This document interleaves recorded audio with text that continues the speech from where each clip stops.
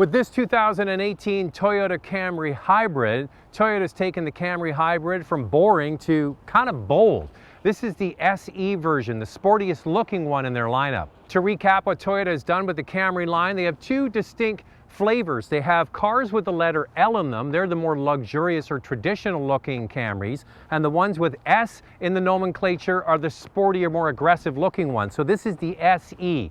You can get two versions of the L model, the LE, that's the base model, and the XLE, that's the fully kitted out version. But I think this is the one that's going to get the most attention, and rightfully so, because in my opinion, this new hybrid takes this car to a very different level and probably would be my choice between a four-cylinder Camry and a hybrid. Believe it or not, I think this is actually a better car. Now, with those Camrys that have S in the name, you can certainly see the more aggressive attitude they have. One thing to note, all Camrys now come with standard LED headlamps. This SE, just like its gasoline counterpart, gets 18-inch alloy wheels. It gets the more aggressive front end, gets a little bit more in the way of vents to make the Camry now stand out from the pack.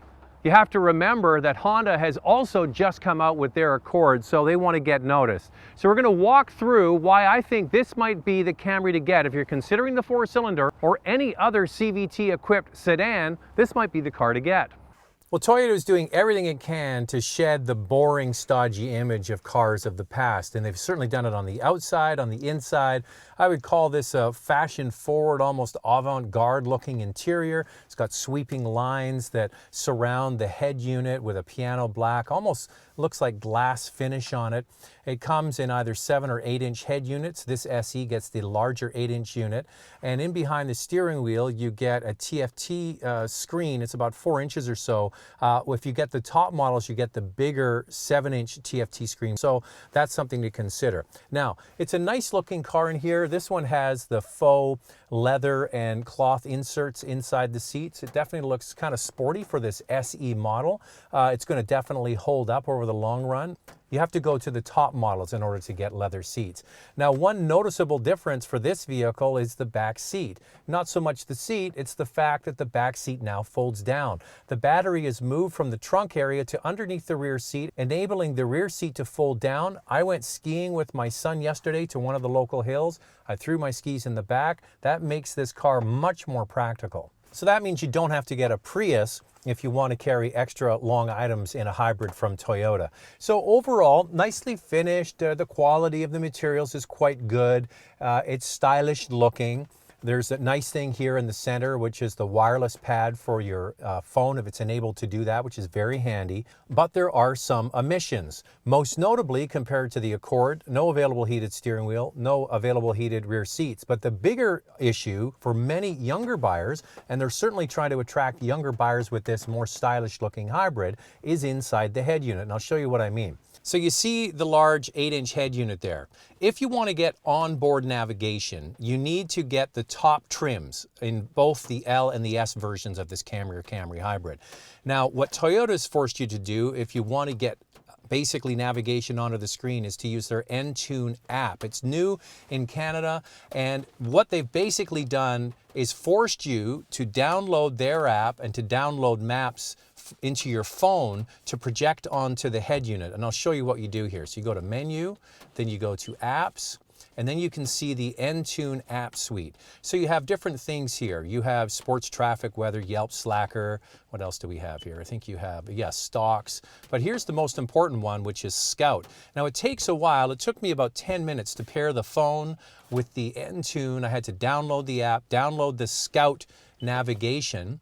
But once that's done and you go through the initial pairing, then you have the ability to use the power of your phone to give you maps onto the screen. Which brings up the big question, and many people have asked, why don't Toyota and Lexus just give you Android Auto and Apple CarPlay? Because that's exactly what those two companies have done, is enabled you to take the power of your phone and put it on the screen.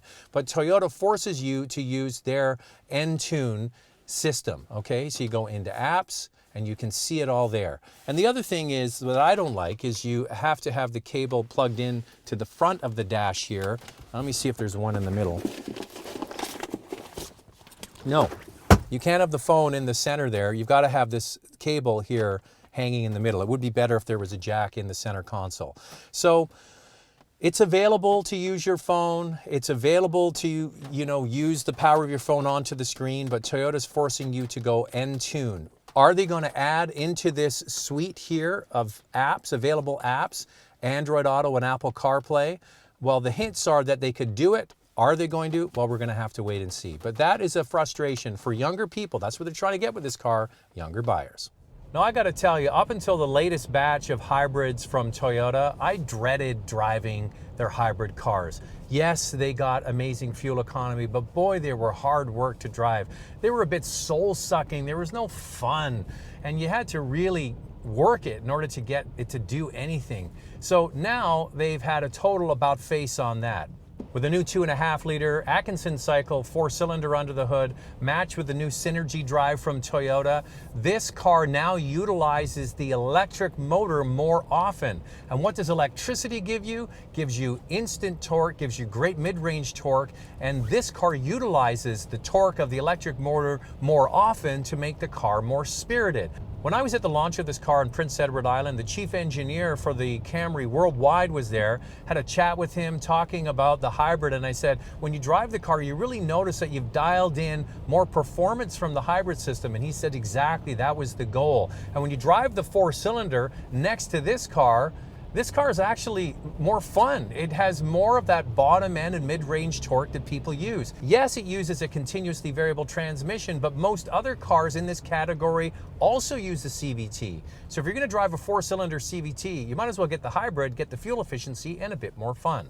Then when you get this SE version, you get drive modes here. Eco, obviously that's self-explanatory, the default normal, but Sport. You have Sport, you have paddle shifters, and you might be thinking to yourself, hey, wait a second, don't go there, Zach. This can't be actually a fun car to drive with paddle shifters. But what it actually does, it uses preset points in the CVT to give a much more dynamic feel. And when you're utilizing more of that electric power, this car is actually pretty spirited. As I mentioned, I went skiing with my son yesterday. We had to go up a mountain in order to get there. This car pulled no problem up hills. It passed other cars with ease. And when you settle in with this car after a few days, you forget that it's a hybrid. You just enjoy what it has to offer. It all comes together to make really, if you're in between a 4-cylinder mid-size sedan with a CVT and this, I think this is the smart money because it's supposed to get pretty good fuel economy, actually excellent fuel economy. 5.3 liters per 100 kilometers in the city and just 5 liters on the highway. Now I drive a lot of short distances in the city and I did that one run to go skiing and I'm averaging under 8 liters per 100 kilometers in the city in the middle of the winter. I think that's pretty amazing fuel economy. Now there's going to be some that say I can get that with my car, but yeah, a lot of short driving, keep that in mind. Another thing to think about is Toyota has added their Toyota Safety Sense P with pedestrian detection on pretty much all of their cars. So this Camry has forward collision warning, autonomous braking, lane keep assist, high beam assist, all of that stuff is standard equipment on all models.